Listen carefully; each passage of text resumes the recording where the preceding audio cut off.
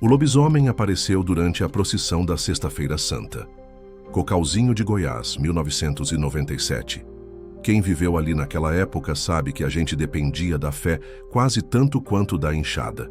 Não tinha internet, celular era luxo de cidade grande e notícia chegava pelo rádio da cozinha ou pelo boca a boca, geralmente pelas beatas na porta da igreja. Eu tinha 30 anos, era agricultor como meu pai tinha sido, e morava com minha esposa Marlene e nosso filho Tiago, que mal tinha completado 2 anos. Nossa vida era simples, com rotina regrada. Acordar cedo, cuidar da lavoura, rezar antes de cada refeição. Todo mundo se conhecia. A cidade era cercada por mato denso, estrada de terra batida e morros. Durante o dia, tudo parecia normal. Mas naquela quaresma, o silêncio pesava de um jeito diferente. A quaresma sempre foi levada a sério por aqui. A cidade ficava quase muda, ninguém ouvia música, ninguém brigava em público. Carne vermelha era deixada de lado, e a Sexta-feira Santa era o dia mais sagrado do ano. Naquela semana, as orações aumentaram, mas junto com elas, cresceu um sentimento que ninguém falava em voz alta: o medo. Na última semana antes da procissão, alguns vizinhos começaram a dar por falta de galinhas, cachorros, até uma porca prenha. A gente achava que era algum ladrãozinho da região, ou talvez onça, que às vezes descia do morro. Mas aí começaram os urros. Urros compridos, graves, que ecoavam de noite. Vinham do mato fechado sempre depois da meia-noite. Não era som de bicho que eu conhecesse, nem cachorro, nem lobo-guará, nem gente. Na manhã de terça-feira daquela semana, encontrei 2 galinhas minhas com as cabeças arrancadas e os corpos intactos. Não era coisa de predador, era outra coisa. Mas segui calado, como mandava o costume. Fui até a igreja naquela noite. O padre Amaro dizia que era tempo de penitência, de jejum e de silêncio. O diabo se alimenta da boca que fala demais, ele dizia. Ninguém queria pecar em plena Semana Santa, mas meu coração estava inquieto. Na quarta-feira, encontrei marcas no milharal, pegadas. Não eram de gente, nem de bicho que se conheça. Eram fundos, com garras, mas grandes demais. Marlene achou que era só minha cabeça mexendo comigo por causa do cansaço, mas o Tiago começou a acordar chorando de madrugada, apontando para a janela. Dizia: "Tem alguém lá." Marlene não quis ouvir.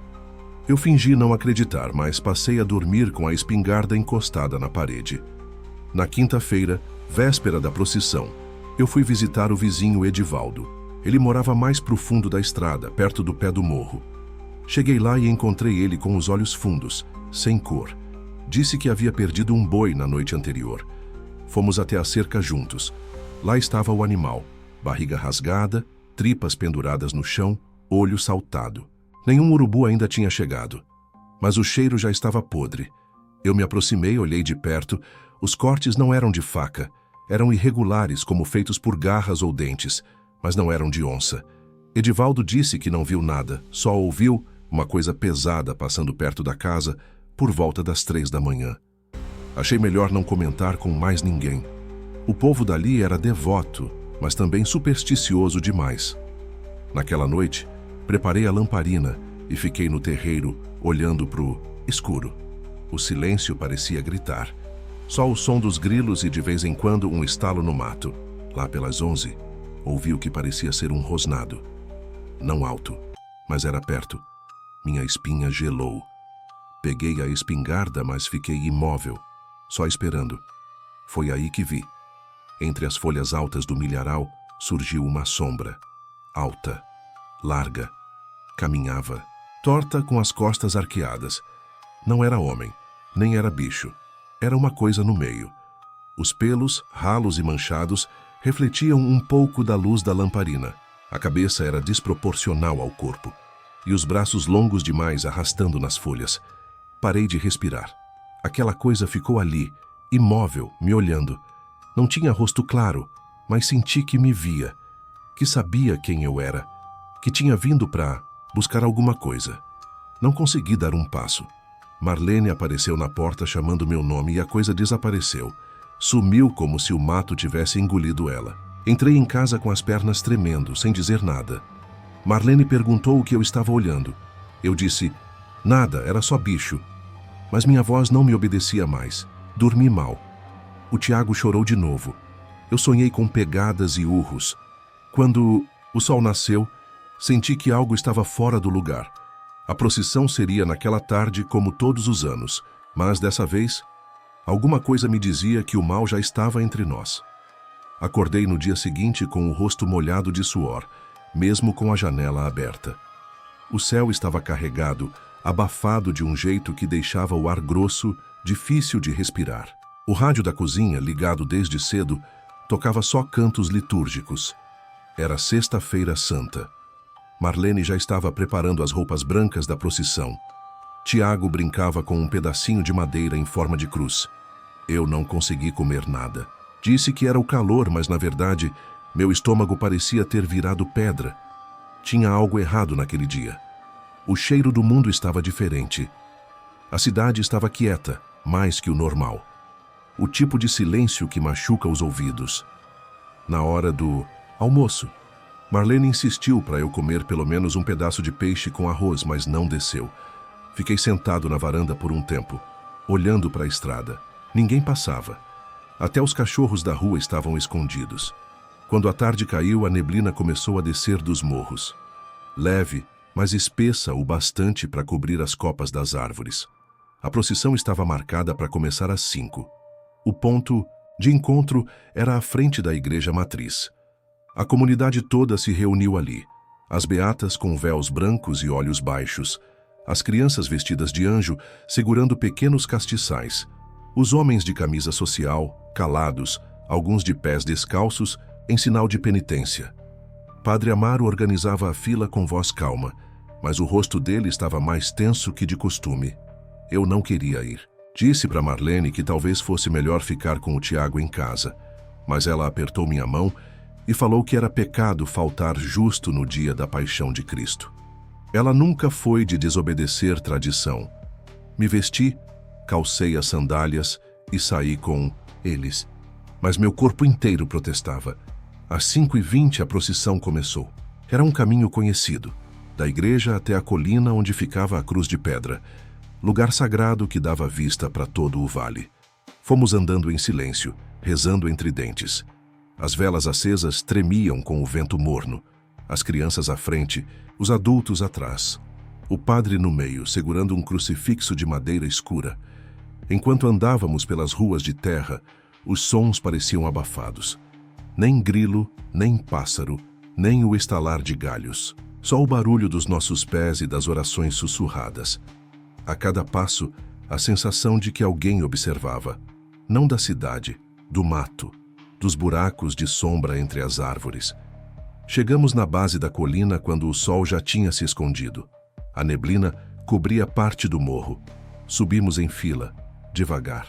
Era o trecho final, o mais importante. Ali se fazia a encenação da crucificação. Um dos meninos mais velhos carregava a cruz tremendo, suando frio. Foi então que ouvimos. Um grito, agudo, desesperado, rasgando o silêncio como faca em carne. Veio da frente da fila. Um dos fiéis correu de volta gritando que tinha uma coisa no mato. O cortejo parou.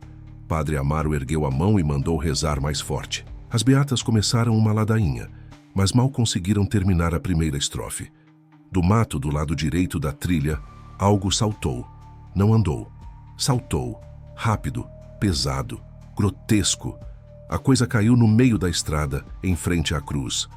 Era alta, talvez mais de 2 metros, esquelética, mas com músculos saltando sob a pele fina e cheia de pelos ralos. Os olhos eram 2 buracos vermelhos, fundos, com uma luz que parecia viva. As mãos, se é que aquilo podia ser chamado de mão, eram ossudas, com garras longas, finas, amarelas. As pernas tortas, os pés abertos, rachados, com dedos compridos demais. O cheiro era insuportável, podre, como carne velha deixada no sol. Gente gritou. Gente caiu. Uma senhora desmaiou na hora. O padre começou a rezar alto em latim, tremendo. A criatura soltou um urro que fez meu filho começar a chorar sem ar. A coisa avançou, não devagar, mas numa velocidade impossível. Pegou um rapaz que tentava correr, um dos filhos do Joaquim, do açougue. Cravou as garras no pescoço dele e puxou como se fosse papel. O som que saiu do rapaz eu não esqueço, nem o jato de sangue quente que acertou a cruz de madeira. Eu peguei Tiago no colo e tentei correr. Marlene caiu e eu a puxei pelo braço. As pessoas estavam enlouquecidas. As velas caíam, queimavam roupas, outras apagavam. A criatura não atacava. Qualquer um. Parecia escolher. Parou de repente. Ficou em pé no meio da estrada. Me olhou. Fiquei paralisado. Ela me encarou por longos segundos. Não tinha expressão, mas havia algo. Um reconhecimento. Não sei explicar. Não falou. Não rosnou. Apenas me observou. E então virou-se e correu em direção contrária, colina abaixo, sumindo entre as árvores como se tivesse evaporado. O silêncio voltou. Mas era outro tipo de silêncio. Era o silêncio do medo, da morte, da vergonha. A procissão estava destruída, a cruz caída, suja de sangue e barro. O corpo do rapaz estava no chão, com os olhos abertos, a garganta dilacerada e os joelhos raspando a terra. Uma beata chorava ajoelhada, balbuciando ave-marias. O padre, com o crucifixo nas mãos, parecia em choque. Marlene abraçava Tiago e tremia. Eu sentia gosto de ferro na boca. Não sei se era sangue meu ou do ar. Alguém correu chamar ajuda. Alguém gritou por justiça, mas a verdade é que ninguém entendeu o que tinha acontecido. Ninguém. Só eu. Eu sabia que aquilo não era um bicho. Não era uma onça, não era um cachorro do mato. Era uma maldição. Era o mal com pele, osso e garras. E estava entre nós. Depois daquela sexta-feira santa, Cocalzinho entrou num estado de silêncio forçado. Um silêncio que não vinha mais da fé, mas do medo. A cidade que antes se orgulhava das orações e dos jejuns, agora era um lugar onde as pessoas se olhavam desconfiadas, baixavam os olhos, cochichavam de canto de boca. O corpo do rapaz foi enterrado no sábado, sem missa, sem velório digno. O padre estava abalado demais para celebrar qualquer coisa. Disse que o mal tinha descido sobre nós e que Deus exigia ainda mais sacrifício. A polícia veio na segunda-feira, mas não levou nada a sério. Disseram que podia ter sido um ataque de onça ou de algum animal do cerrado com raiva. Quando ouviram lobisomem, riram. Um policial comentou com outro que o povo do mato ainda acreditava em assombração. Tiraram fotos, fizeram anotações e foram embora antes do anoitecer. Disseram que voltariam com um biólogo. Nunca voltaram. A cidade se fechou. Portas trancadas cedo, as missas ficaram vazias. Alguns pais proibiram os filhos de sair à noite. Outros foram embora. Cocalzinho virou uma cidade em luto, não só pelo rapaz, mas pela fé que foi rasgada como o pescoço dele. Eu mesmo já não conseguia rezar. As noites viraram tortura. Não dormia mais. Quando conseguia cochilar, sonhava com a criatura. Os olhos vermelhos, a pele pendurada nos ossos, os urros. Mas o pior dos pesadelos não era o que ela fazia. Era o que eu sentia quando me encarava. Familiaridade. Algo dentro de mim dizia que eu conhecia aquele olhar, mas não conseguia entender de onde. Um mês se passou. Ninguém falava mais do ocorrido, mas o medo continuava no ar. Foi numa tarde chuvosa, enquanto ajeitava a cerca do pasto, que seu Olavo, um velho do vilarejo, se aproximou. Era um dos mais antigos da cidade, morava sozinho e pouca gente dava atenção a ele. Disse que precisava conversar, longe de ouvidos curiosos. Nos sentamos num tronco atrás do celeiro. Ele olhou para os lados antes de começar a falar. E o que ele me contou me tirou o pouco de chão que ainda tinha. Tem uma coisa que ninguém mais fala, mas que sempre existiu por aqui, ele disse, com a voz baixa. É a maldição do sétimo filho. Quando uma mulher tem 7 filhos homens e nenhum entre eles morre antes do batismo, um deles pode virar bicho. Fiquei em silêncio, esperando que ele risse ou dissesse que era só uma lenda antiga, mas ele continuou, sério. Meu pai viu um, meu avô também. Sempre aparece em tempos de fé forte. Semana Santa, Natal, Corpus, Christi. É como se o sagrado chamasse o profano. E se esse filho amaldiçoado não for batizado com 7 padrinhos, a coisa toma conta dele. Ele vira fera. Senti um arrepio subir pela espinha. Tudo que eu tinha visto fazia sentido dentro daquela história absurda. mas ainda faltava uma peça. Na semana seguinte, comecei a observar as pessoas. Quase sem querer, comecei a prestar atenção nas famílias grandes, nos que tinham muitos irmãos. E foi então que percebi. O sacristão da igreja, Júlio, era o 7º filho de uma família antiga de Cocalzinho. Os outros irmãos dele já tinham morrido, um em acidente, outro de doença, mas todos depois de batizados. E o mais estranho, ninguém sabia quem eram os padrinhos do Júlio. A mãe dele tinha morrido logo depois do parto, e o pai era alcoólatra. Cresceu sozinho, criado por beatas. Júlio era querido, sempre presente nas missas. Ajudava nas procissões, cuidava das velas, organizava o altar. Nunca casou, nunca teve filhos. Sempre quieto, sempre sozinho. Tinha olhos tristes, e agora tudo aquilo fazia sentido demais. Comecei a observar seus horários. Ele sumia em algumas noites. Aparecia sujo, cansado. Uma noite, o segui até a mata, atrás da igreja. Fiquei escondido. Esperei. E o vi ajoelhado com as mãos enterradas na terra, tremendo. Chorava. Não rezava. Chorava como um condenado. Na manhã seguinte fui até ele. Chamei-o no depósito da igreja. Quando ele me viu, ficou pálido. Eu não precisei dizer nada. Ele olhou para mim e disse com voz baixa: "Você viu? Na colina, você sabe." Eu não neguei. Ele desabou. Chorou como criança. Disse que não queria aquilo, que desde adolescente sentia os impulsos, os apagões. Disse que quando a lua ficava cheia e o ar pesava, algo dentro dele quebrava. Que tentava lutar, que passava dias jejuando, rezando, dormindo no chão. Mas nas noites santas, era mais forte. Era como se o inferno, dentro dele, se abrisse. "Eu me prendi dentro do templo naquela noite, Antônio", ele disse.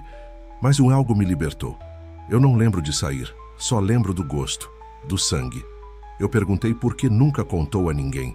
Ele respondeu que tentou, uma vez ao padre antigo, mas foi ameaçado de excomunhão.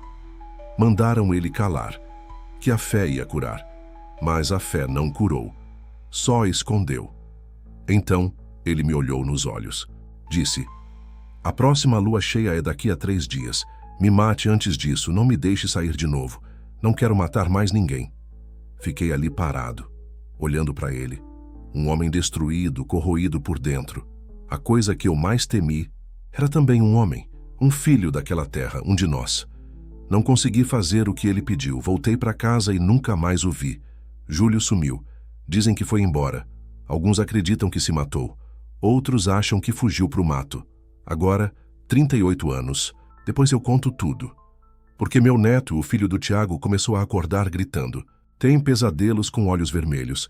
Acorda com as mãos sujas, como se tivesse cavado terra. E outro dia, encontrei galinhas mortas no quintal, sem cabeça. Ele é o 7º filho do meu filho. E eu sei, com cada osso do meu corpo, que o que estava naquela colina naquela noite ainda vive. Vive no sangue da minha família. E a próxima lua cheia está chegando. Agradeço por acompanhar o vídeo até o fim. Se você deseja compartilhar sua história para ser exibida aqui no canal, é só enviá-la para o e-mail que está na descrição. Não se esqueça de curtir o vídeo e se inscrever para fortalecer nosso projeto. Nos vemos no próximo vídeo.